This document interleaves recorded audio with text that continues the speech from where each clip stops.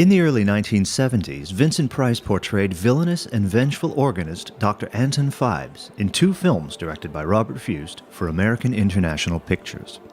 The second of these, Dr. Phibes Rises Again, features a glorious and extravagant score recorded at CTS Studios in London, which perfectly supports the delusional inner workings of Phibes' mind, whilst also reinforcing the larger-than-life world of the film. The film's score was composed by John Gale and the symphonic music orchestrated by composer Paul Lewis.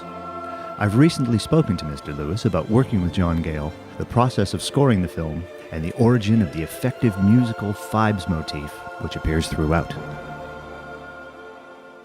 I first met John Gale in 1965.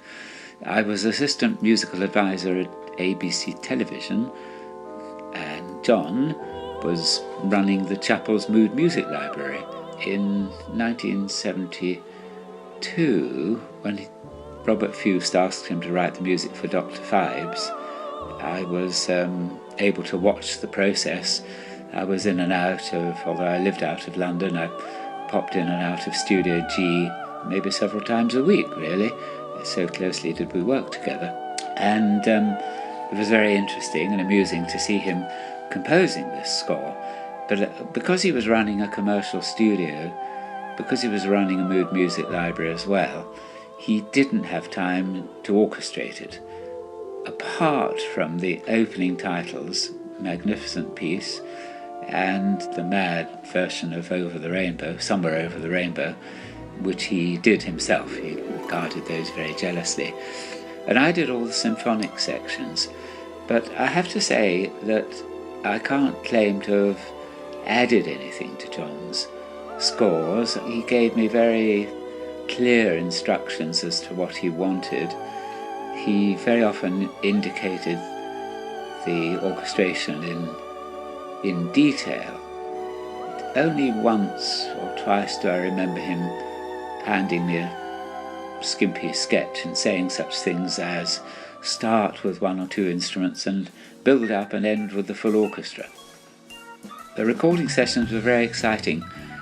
John started rehearsing the orchestra in one studio while I rehearsed the choir in another. And having rehearsed the choir, I then joined John for the actual recording of the score and sat there as a second pair of ears in the control room. I think to say I produced the sessions would constitute an overinflated use of the word, but I was John's extra pair of ears, sitting next to Dick Lucy. Working with him was an absolute delight, and he and I worked together for many, many years. In fact, we've worked together up until his recent death. I have enormous respect for what he did, and my memories are all wonderful of working on Dr. Phibes.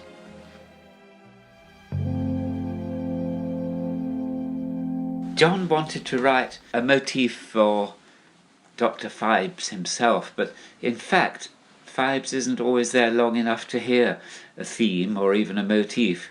Sometimes he just appears in the background, or John needed to indicate his presence even off screen.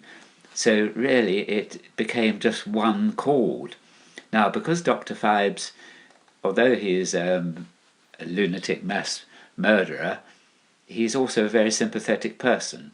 The whole point of the killings is to avenge the death of his wife. It is, in a way, a bizarre love story.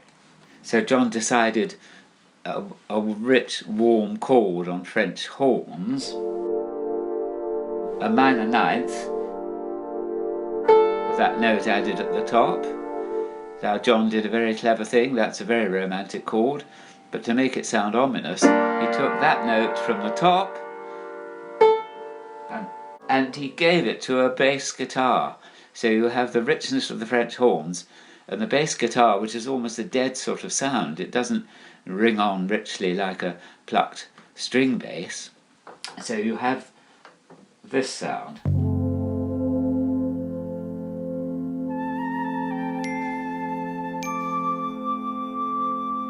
And that very romantic ninth, played right down the bottom, becomes strangely ominous and disconcerting. All is not well with Dr. Phibes.